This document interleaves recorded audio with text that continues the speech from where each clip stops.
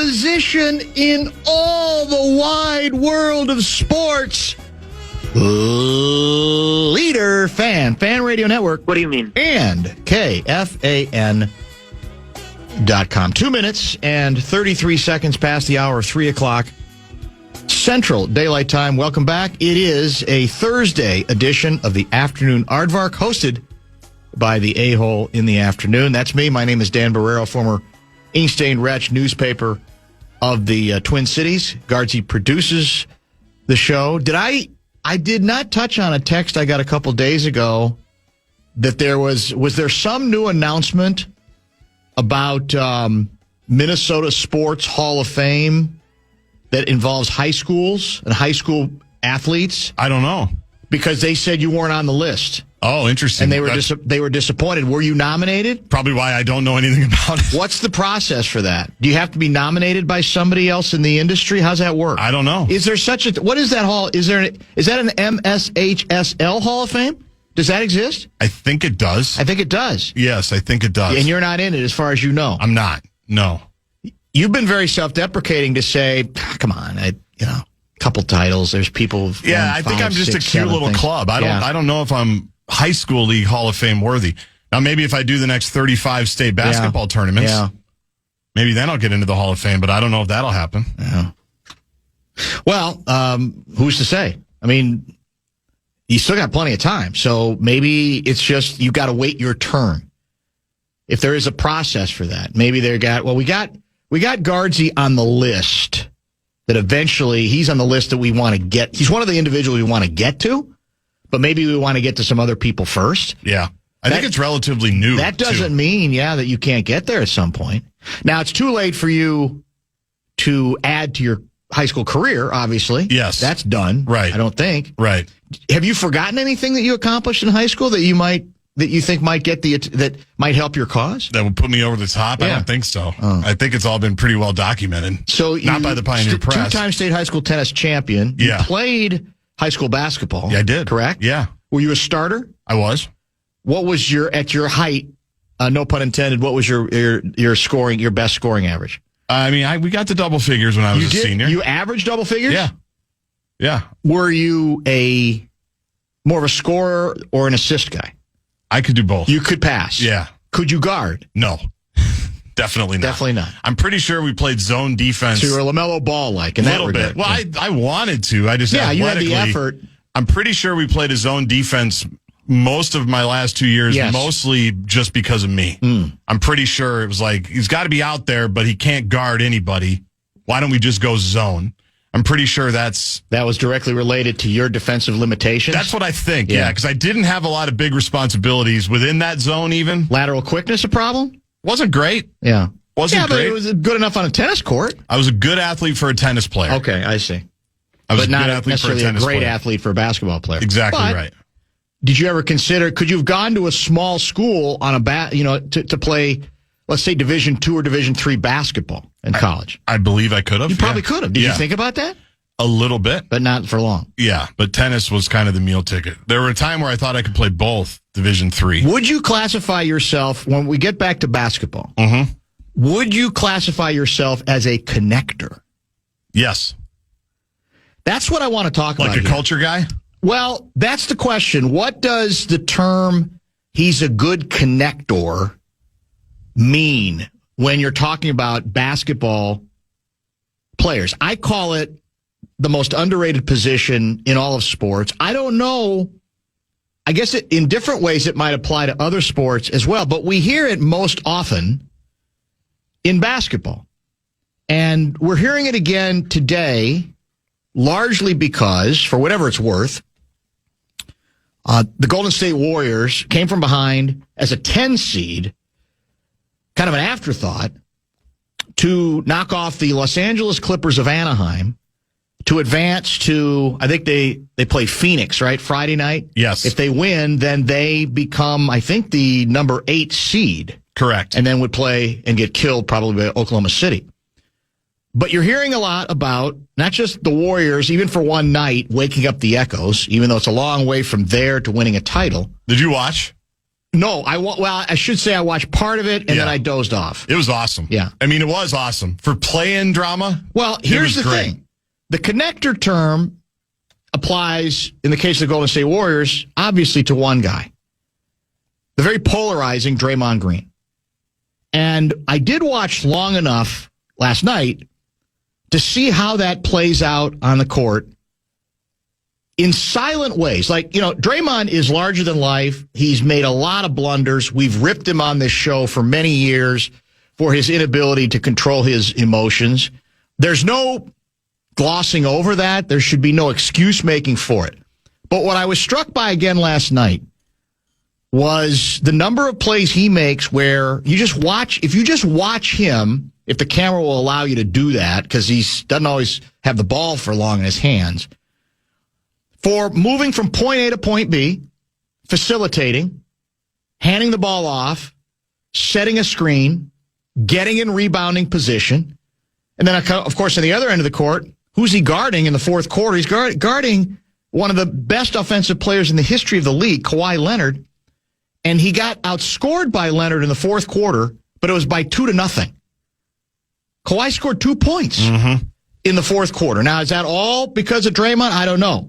But Draymond Green, and it's the reason, and people get mad occasionally via the text line, because there are folks who've accused me of overrating his basketball ability. I've called him one of the 2 or 3 most unique basketball players in the history of the NBA. I stand by that 100%. Now, what are you talking about? What do you mean? He's a connector. It's an underrated way to operate within the confines of a basketball team and make that team better, often without scoring a single basket, in his case. It sounds, again, counterintuitive. Is that what you got? What did he do? Just watch him. Where he goes, how he keeps the offense going, where he knows how to, where to be on the court, and also to see the court and see other players then bounce off of him and get themselves in position where he's likely to find them. It's often not necessarily that he even gets an assist on the play. It's that he just keeps the play alive, or he might even get the play started. He is a consummate, when he's just concentrating on playing, a consummate connector. And it's such an important role that I think now more than ever in the highlight reel world in which we live tends to get lost. Not among players, frankly, not among smart, well-run teams. They know it, right? So if we throw out the term connector, who is the Timberwolves' best connector? Do we have one? We obviously don't have one on his level. Now, Draymond Green is past his prime. I'm not saying he's the best he's ever been, but he can still do that, even if it was last night for a single night or for a few nights, not as many as he could before. Who is our best connector? The first name that comes to mind is Kyle Anderson. I'm with you on that. Yeah. And that sounds preposterous because he doesn't play that much anymore. Right. But that's, I think, largely why the Wolves wanted him back. I think that's why Finchie wanted him back. Yes. Because he connects. He keeps the machine going. He's not going to win a bunch of games for you, but he might give you a chance to win games by keeping the motor running. It's going to be up to other players to finish the job, right? To actually score the baskets, to make the plays. But I think that's why I enjoy watching him play. And again, you can look at the box score and say, I don't see a whole lot there. Maybe even on the plus minus. I don't know. I don't check the plus minus all that much because I still think it's a bit of a misleading stat that's come much more into vogue in the NBA than it used to be. But it's if we're naming the greatest connectors in pro basketball history, who else comes to mind? Bradshaw and Brian, KFAN text line 64686. Is there such a thing as a great and effective connector in other sports? Is that ever discussed? And maybe we'll ask Russo this when he joins at, is it 4:02 today? Yes. before he hops on a flight to Dallas. That's right. Do in hockey, do they talk about players being effective connectors the way we often do, or at least more often do, in the National Basketball Association? Or it wouldn't have to be just pro, it could be college basketball as well. Basketball at all levels. Yep. Because it strikes me that the answer is yes, there are, even in hockey, players who can be very effective connectors as well, correct? The phrase I've heard Micheletti use before is honest player. He's an honest player. Huh? You know what? You're going to get what you need to get. He's going to move things along. I think it's the same theory. I think it's the same description. That's Micheletti's description. Yes. He's an honest player. The machine's going to run when he's out there. Maybe that's what he's thinking. I would assume that's what he's thinking about. Yes. It's I love, again, Golden State Warriors aren't going anywhere. Now I wouldn't be shocked if they beat Phoenix. Agreed. To be honest. What did Steph, was it 7 3-pointers in the second half or 7 for the game? I don't remember which one. The second half was ridiculous. Yeah. And the last one was vintage. It was awesome. Yes. It was just awesome. It's remarkable is what it is. Well, there's a reason why the Warriors put up with all the day-to-day stuff, right? That's exactly it. Because this is it. That's the only reason. Well, that's it. Is because they know. Yes. They know when they've needed him historically, that's what he does. And that's why he's valuable. Maybe more to them than any other team. And so they will deal with everything else that comes with Draymond. We'll talk about another, I guess, way to define being an effective connector on a team sport, which I think was where you were going very much earlier in this conversation. Let's get our first pause in now. Dr. Dan's inbox will be open today. Let's go 5:30. Is that what I said on the tweet? That'd I think be great. I did. Email Guardsy, plenty of time then to get involved. JG@KFAN.com. And, man, there's got to be a lot of fertile material right now between the Wild starting the playoffs. I think 4:30 Central on Saturday. Yes. After the Wolves start in the playoffs, 2:30 Central Time on Saturday. So basically it's back-to-back. Might even be a little bit of overlap there as well. And Russo radio before he gets on the Big Bird for Dallas, Texas. He will join at 4:02. Will he announce the goaltender for the Wild for Game 1? We'll find out.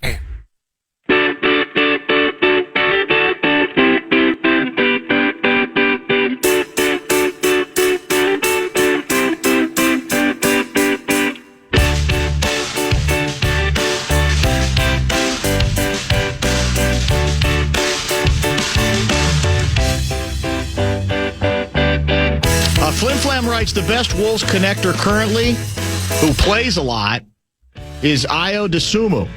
Instantly made Bones more playable / trustable, and he can play when DiVincenzo and company aren't on their game, assuming we can't crown T. Conley the connector. That's from Flim Flam. Interesting.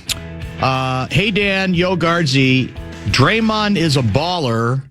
Connector players prevent squalor. Nas, Ayo, Slow-Mo. The list is baller. Wolves in 5. Hockey suggestion for connector. And this is going to be polarizing, I guess, because whenever his name is mentioned, it's polarizing. And he's not with the team anymore. Mikko Koivu. I was going to say this. Was he a connector? Or was that because one of the texters said, well, because what the hell else did he really do here? Man, that's how you call him a connector, even though he's the captain. Even though many of our fans wanted to strip him of the captaincy. I missed that. Remember that? Oh, remember it. It'll be one of the last 5 things I think about before I die. I've heard it so long. Endlessly. Soccer has had connectors for years, also called link men or pivot. Positionally a number 6. Okay. And if you want to pay $18,000 this summer, you can watch one of them in the World Cup. Well, that's just for parking. Exactly. They are paid millions of dollars to disrupt the other team's offense and get the ball to their own offensive weapons. They run forever, do all the dirty work, and rarely score or get assists. But every great team and every high-scoring player needs one. That's well written. That's from 626 guy. 626 sound familiar to you? That sounds like a new one to me. 626. See where we're at here. Somebody is suggesting a football connector for the Vikings was Kyle Rudolph. Jeez. No offense. I mean, he's a nice player, wasn't he? He connected to a lot of charities. He did a great job in the community. He did very well there. Doing that. I'm not sure. Los Angeles County is 626. Is it really? L.A., yep. L.A. County. Okay, there you go. Dennis Rodman. Again, if I'm on my list of the most unique players in basketball history, Rodman is right there. You could say in his prime, because of how ferocious a rebounder he also was, you probably got to put Rodman ahead, or I would put Rodman ahead of Draymond, but it's a little bit sort of like apples and oranges, one could say. But obviously Rodman, I don't know if Rodman was as much of a connector in terms of the offense moving, but then again, he did know his role. Yeah. I'm not going to shoot much. I'm going to set picks. I will move the ball. I think Rodman is he was a more natural passer, even from his front court position, one could say. And then there's this, which I think raises an interesting point as well. Where did it go? I had it. Did it go away? That's Kareem. No, we'll get to that. We'll save that later. Now I can't find it. It was so well written, so I'll save it until I actually find it, because I don't think I could properly paraphrase it. So I want to wait till I can indeed find it. Were you thinking also in terms of a different kind of connector, as in the guy who maybe even in a locker room sense, yes, connects players, or kind of like a Conley or Ingles, like one of those guys? That's another. I think that's another whole. I don't think there's many guys who do both, but I think that is another form of being a connector. I don't think there's any question about that. Dan, I agree with you on Draymond. He's the best connector ever in the NBA for what he brings to the game without scoring. When he's on, they're hard to beat. Well, in truth, they have to have, because he can't obviously be anywhere close to your primary score. If any defense just concentrated on him, the team would the Golden State Warriors would come to a screeching halt, right? He's got to have other people who can score off of, or who he can help score, who can play off of him. And that's part of, I think, why I'm sure you mentioned what the Warriors are willing to tolerate in terms of the nonsense. Steph Curry individually. A guy who you can just watch him, he can't possibly countenance or enjoy the nonsense, because there's really nothing nonsensical about what he does, right? In terms of soap operas, stuff. He's a pro. But he's also smart enough as a player to know he helps me be better than I ever could be, right? He helps us win. He helps the team win. It's 100% true. Yep. So there's, I don't know how many are out there. There have been a number of other interesting nominations out there. Somebody was suggesting Doug Mankiewicz, when he was at his best with the Twins, was a connector. I don't know. I mean, what would a baseball connector be? Gosh, I don't know if you can do it. I don't know that you can either. It's not the same. You can Somebody do the clubhouse wanted stuff. Nationally, they went with Jeter, knowing our affection for Jeets as a connector. He made connections. That sounds good in a way. But I don't know if, like you said, I'm just not sure baseball, maybe more in a clubhouse sense, but not in an on the field, on the diamond sense. I would say that's probably... Baseball, I don't know if you can do the on-field connector as much. No. I don't think you can, because it's just not that type of game. Are we going to get an update, I'm assuming, from Russo? What's the deal on Quinnesota? Apparently he's sick. So what kind of illness? I don't know that. Do we know? Is it like stomach illness? I don't know that. They just said he was sick. That was what the then he said. shouldn't. They shouldn't let him be on the plane. You should make him fly separate. Take Craig's jet? Yeah, something like that. What if it's contagious? Good question. We've seen that happen. It seems like the hockey teams more than any other sport, correct? Yeah, where they're all stuff right goes there. right through them. That's what we've learned. Is it the pads? I don't know what it is. What is it? Why does stuff go through hockey dressing rooms, it seems like, more than basketball, baseball, football? Is there a reason for that? Can the hockey community, let me know if there's specific reasons for that? The only thing I can come up with is in other locker rooms, you're allowed to step on the logo on the floor, so you have more room to spread out and socially distance. But when you can't step on the logo, you're still bugged by that, aren't you? You have to. Well, it's one of the dumbest. It might be the dumbest sports thing of all time. And yet you defend it in college football. The 50-yard line, you constantly defend it. Never. Don't let them get on there and pound away on your logo at the 50. Never. And that's not you? Let them chop down the goalposts with the axe. Let them do whatever you want. I think, but when you're trying to navigate those small locker rooms, if you don't have the ability to walk across the logo, you're going to spread more germs. You're just by definition going to be more closely affiliated. That's my only theory. We need him healthy. Yes, we do. He might be the best player in the series. Maybe we're playing possum there. I don't know. But he's on the trip. That's what Russo reported, and we'll find out. We'll get more about that in a half hour. Here's the text I was looking for. 64686, Bradshaw and Brian KFAN text line. This is from Mark. This is one of the reasons Joker is the best player in the NBA. He not only could put up ridiculous stats, he is the connector for the Nuggets. It's true. He is. I mean, he might be, well, he's not, probably, I don't think there's a might. He's got to be the best connector in the history of the game. And usually we define connector as a guy who doesn't have the fancy numbers, but can still help a team win. But he does it all. He is their connector. And he's also their best player who fattens up on the box score every single night. Not the greatest defender of all time, but he'll rebound. True. That's true. He gets his rebounds, and he controls the game that way. Yeah. He's, obviously everything runs through him. I did hear, by the way, Finchie was on with Scalabrini and Isola today, and they asked him about, what do you do with Joker?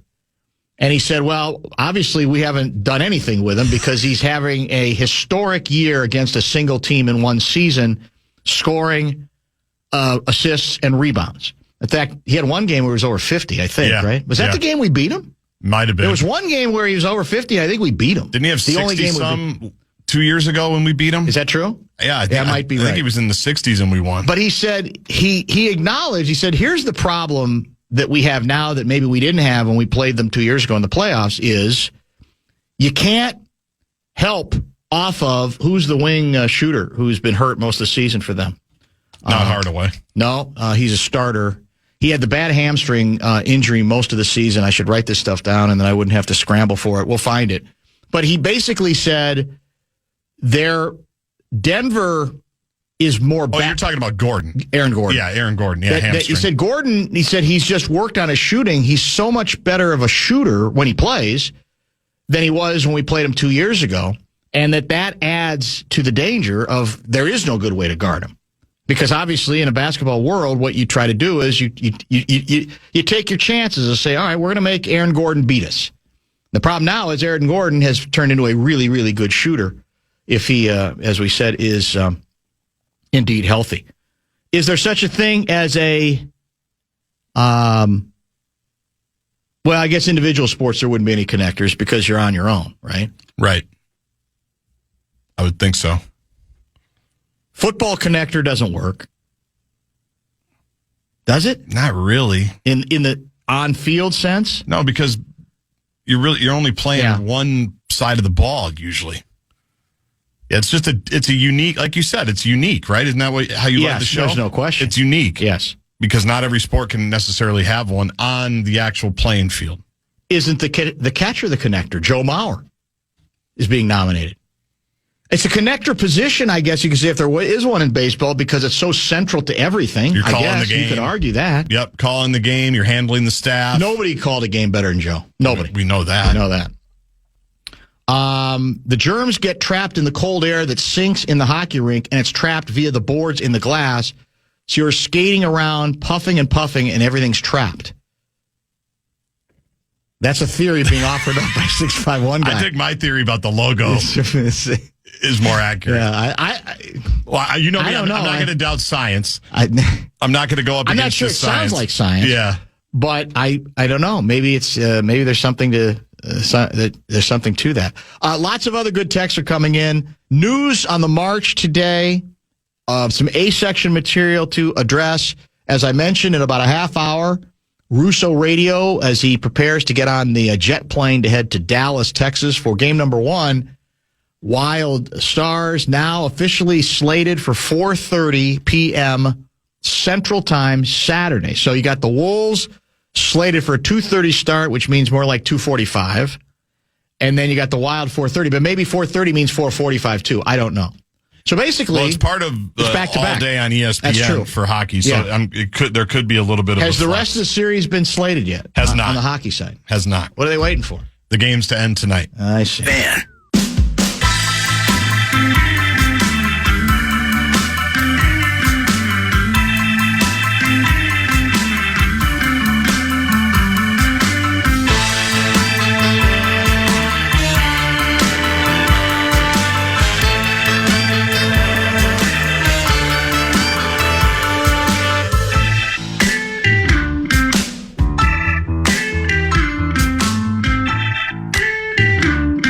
Well, I promised maybe not a daily Ohtani nugget, but maybe an Ohtani item several days a week to properly celebrate quite likely the best baseball player who ever lived.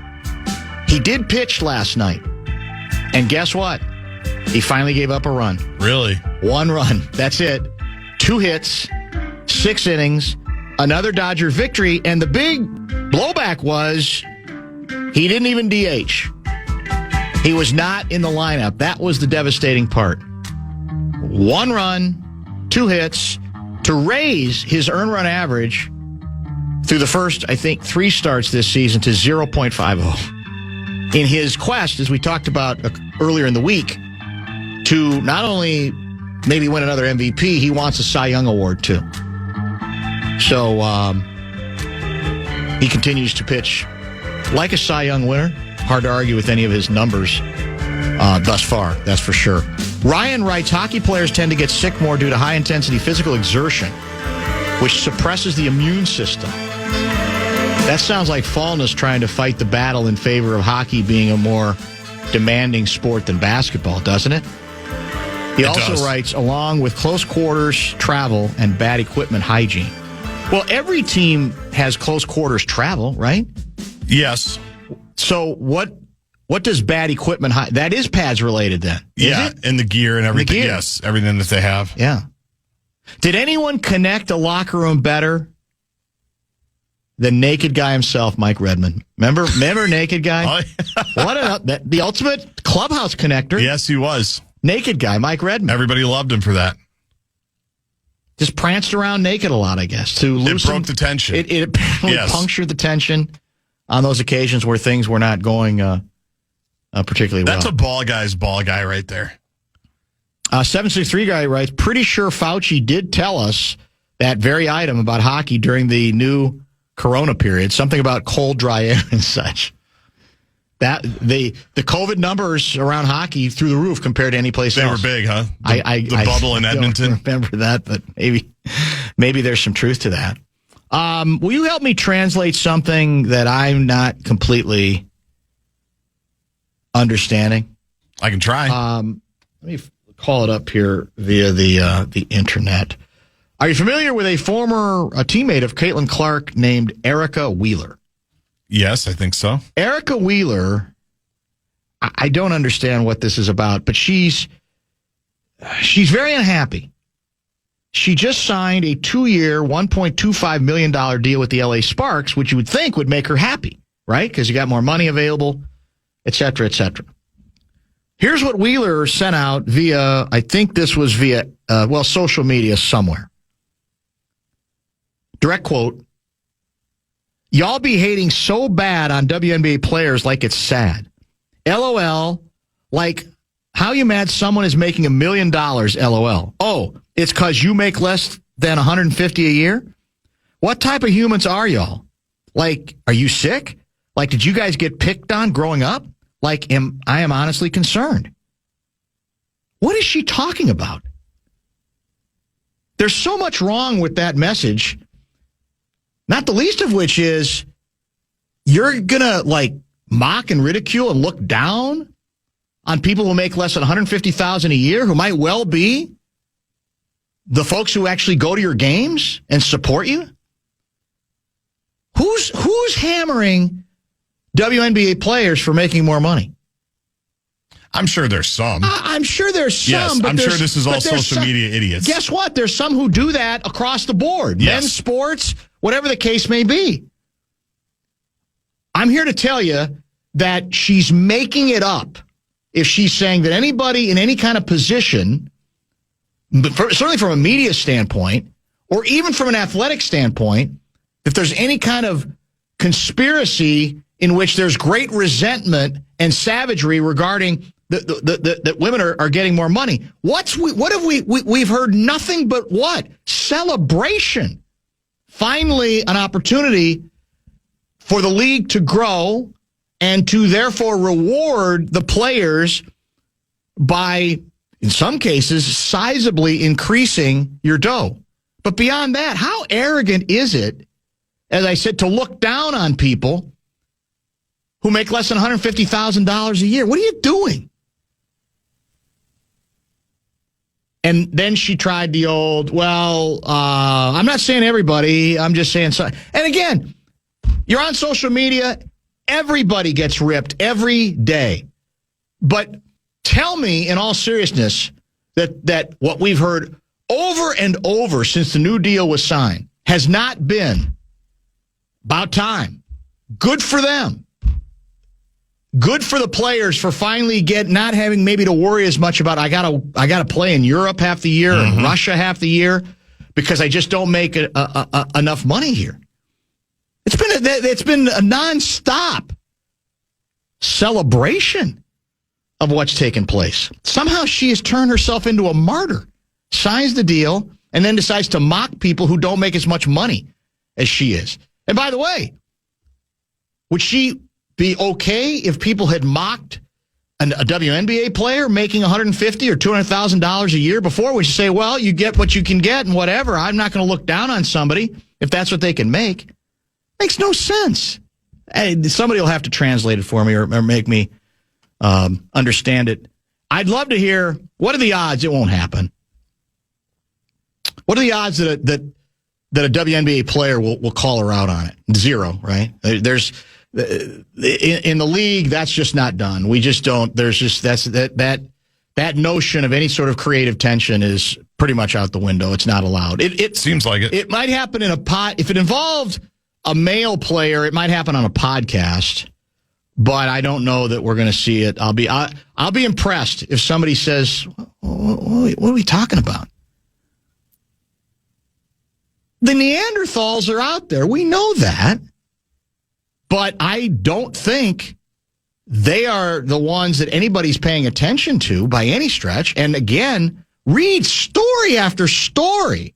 It's been nothing but bouquets for this revolution. This is a dramatic, for the first time, upgrade when it comes to player compensation in this league, correct? I mean, it can't be any more dramatic than it's been. Right. Players making 4, 5, 6, 7 times over the course of a single season, new contract compared to what they made before.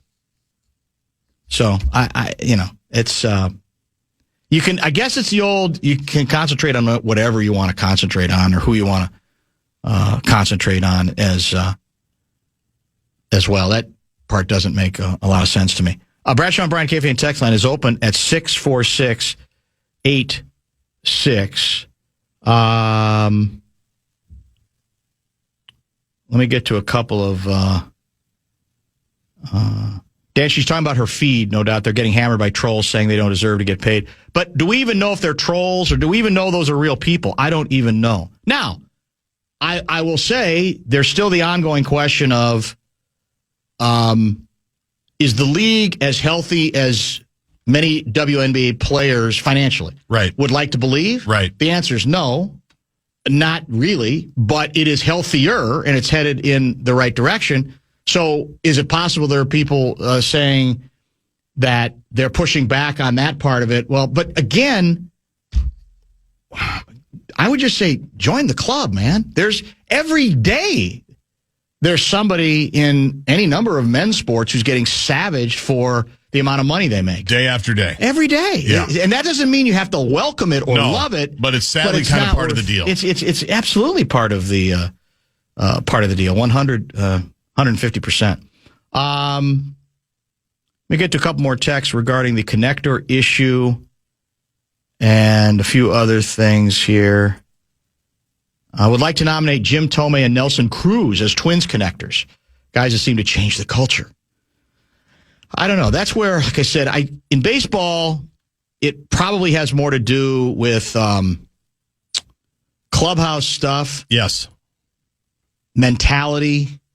And even that, I don't know. I can still remember, you were way too young for this, but in 87, late in the season, I want to say this was after the regular trade deadline, but I think the Twins acquired him at the waiver deadline. Don Baylor,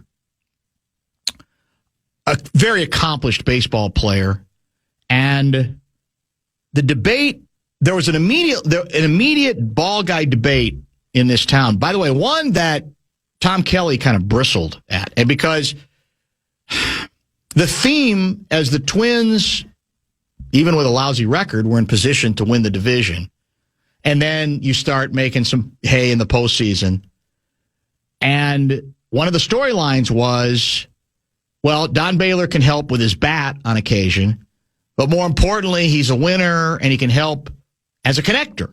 That he's one of those guys who's just good to have around the clubhouse, etc. And at the time, it was a subplot that became, as I mentioned, a huge debate locally about, well, you're making it up. You want to believe that because that's what Don Baylor's Bobos tell you. And it's a convenient angle, and it's fun, but it's lazy. That whatever the Twins' culture was, it was established by the guys who'd been around there really since the long-suffering days, right, where they were one of the worst teams in baseball just a couple years before. But it's an example, I guess, of what some people want to believe, that a player, even of limited ability or production later in his career, because Don Baylor was a great player in his prime. Had some big dongs for us, too. He did. He actually, there's an intangible quality that a guy like that could bring. My position at the time was, it's not really provable, but what's the saying? Thou dost protesteth too much, or something like that. I also thought that some of the ball guy reaction, bristling at even the possibility that Baylor could have any of that impact, was a little silly, too. It was almost trying too hard to protect the players within. But some of that, I think, was fueled by TK, because I don't think TK liked it. I think TK was like, well, we love having Don Baylor, a nice player on the team, but we don't need, I don't know, that other stuff. I know interesting. Know what you're talking about. So, but yeah, in baseball, I think it's got to be more that kind of connect. Nelson Cruz, you could argue, it seemed like, in terms of the climate in the clubhouse, he seemed to have a pretty good place, correct? The napping pods, everybody liked the nap pods. Seemed like everybody liked him. I forgot about the naps. You're right about that. Yeah.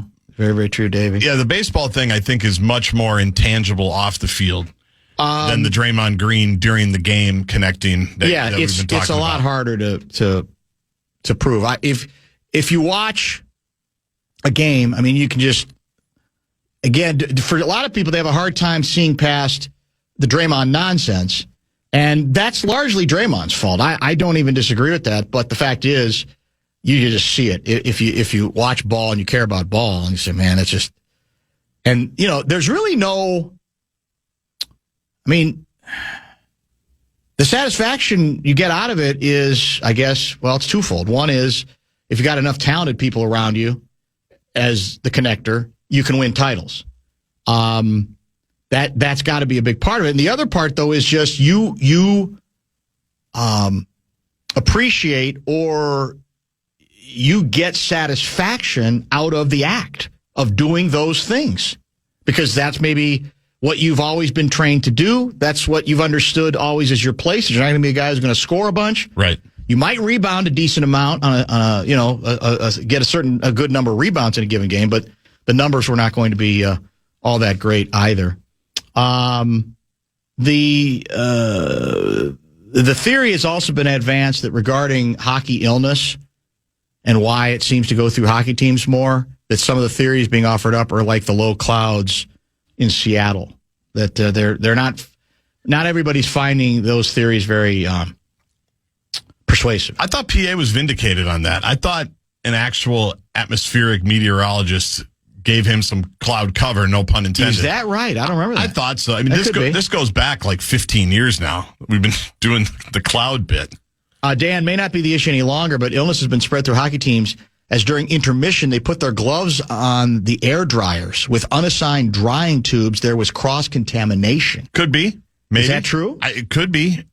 I know they gear down because whenever I watch...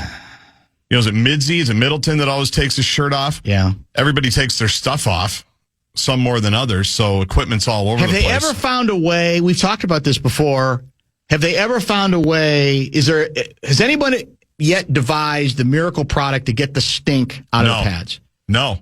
That fascinates me, that with all the technology we have and all the changes and all the bright minds out there, that somebody hasn't been able to come up with the magic formula to get the stink out of the pads.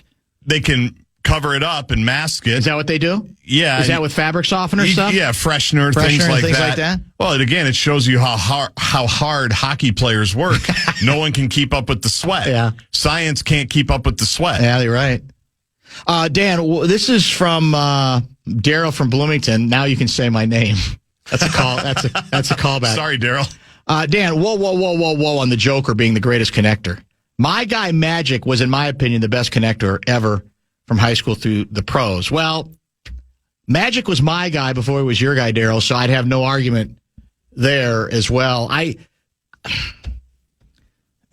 Joker's doing stuff right now that we're taking for granted that is beyond absurd. Now, in terms of, especially I guess when you factor in the position Magic played, all-time connector. There's not any question about that. You could also even argue that some of Magic's ability to be the connector had to do with working with personalities, pushing the right buttons there. I'm guessing that's the thing Joker probably doesn't get that involved in, but there's no question Magic is one of the greatest connectors of all time.